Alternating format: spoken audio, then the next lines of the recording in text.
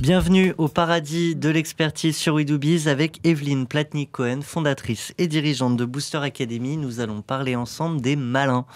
Malin, c'est un peu le diable et c'est donc une qualité qui est souvent mal perçue. Vous êtes venu nous dire que pourtant c'est essentiel pour un entrepreneur et un commercial, je crois. Oui, mais à certaines conditions. Alors c'est quoi le malin? Le malin, c'est le rusé, c'est le malicieux, c'est quelqu'un qui a des astuces. Bon, tout ça, c'est intéressant. Mais il y a des règles de comportement. Je pense qu'il faut être malin. Un commercial malin, on l'apprécie énormément dans l'entreprise, mais il y a quelques règles de comportement.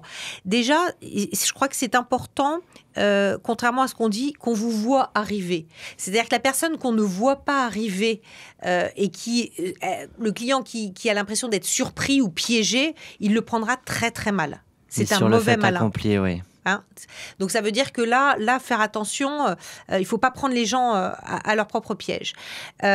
D'autre part, il faut rester toujours extrêmement transparent. C'est-à-dire qu'on peut être malin en étant transparent, mais aussi on peut être malin en voulant cacher des choses.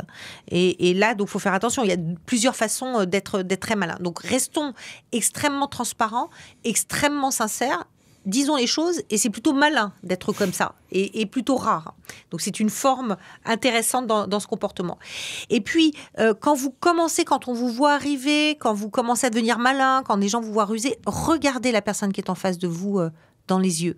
Regardez-la, observez-la. Elle peut avoir plusieurs types de comportements. Elle peut se renfrogner.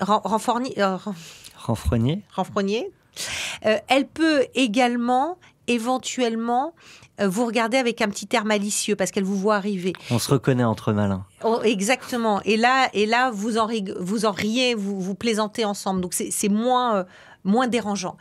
Et puis, je crois que ce qui est important, c'est que ce côté malin que vous avez sert aux deux parties.